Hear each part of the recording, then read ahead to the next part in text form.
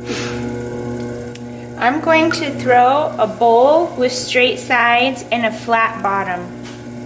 I've already centered this clay. I can tell it's centered because there's no undulation or bumping along on the surface. It's smooth everywhere. As soon as I've reached that state, I can open. So my middle finger is just behind center. I can see where my finger is going. I'm opening in a funnel shape. I'm supporting the hand that's pressing down on the clay with my left hand, so I have two hands for steadiness. Once I start getting close to the bottom, I'm going to measure the depth of the clay by using a needle tool, inserting it into the clay, and then putting my finger at the level of the clay, and then I have about 1/8 of an inch. Because there's no extra clay on this, I can have a really nice, even, flat bottom.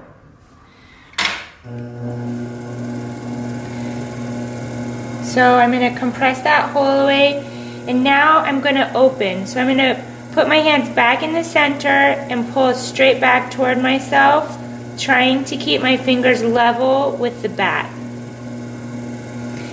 Once I have that, I can compress the bottom, so I'm moving from the outside back toward the center.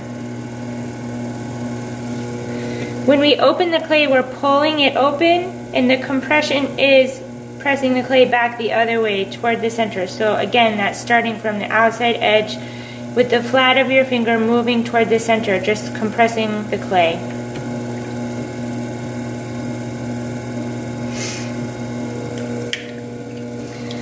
I'm going to give it a small collar, so I'm going to hug the clay inward with my hands so that the walls are more vertical to begin with. Then I'm going to pinch on the outside and inside at the base of the wall and lift my hands as a unit.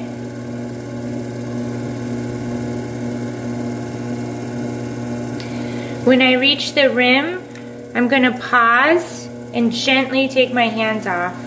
You always want to take your hands off nice and slow. Now I can compress the rim by gently holding on both sides and then lightly pressing down. So my fingers are making kind of a gate shape. Like so.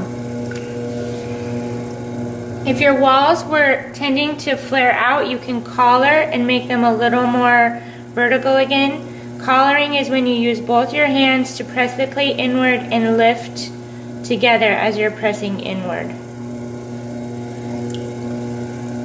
I'm going to make sure the wall has water. I don't want my hands to stick ever. I want the clay to slide through.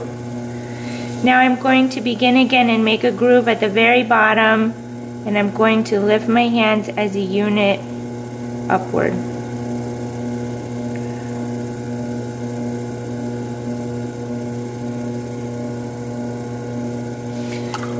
So my hands are positioned so that they lift at the same time. My outside hand is just slightly lower than the inside hand, and I'm pinching like this, touching my hands at the top near the base of my thumb, and then lifting as I pull the wall.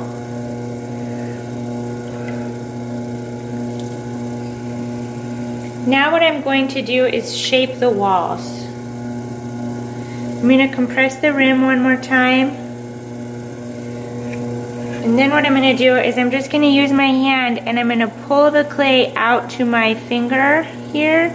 So I'm leaning the clay out and I'm sandwiching the clay between my fingers as I do this. I'm not trying to make it higher right now. I'm just leading the clay into the shape. After I do that a few times, I'm going to compress the rim again. The rim really has to stretch the most, so you want to keep it compressed so it doesn't tear. Now I can use a rib to further flare this out. So I'm pressing the clay onto the rib so it takes on that really straight edge. Then I'm going to clean up the clay by digging in at the bottom with this tool, just getting a little bit of that extra clay out of there, shaping the foot of this. And then at our studio we have some runny glazes. So from the very beginning I want you to think about making it so that there's a little step the glaze has to get over in order to get to the kiln shelf. So we're gonna put a little groove right in the bottom of the foot that will give that glaze something to pause on.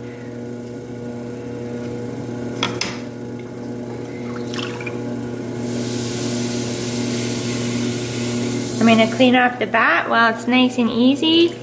Clay's not all hardened on there. I'm gonna make sure there's no water in the bottom of my bowl. And for the final thing, I'm going to wire off the pot. So I'm gonna hold my wire nice and close.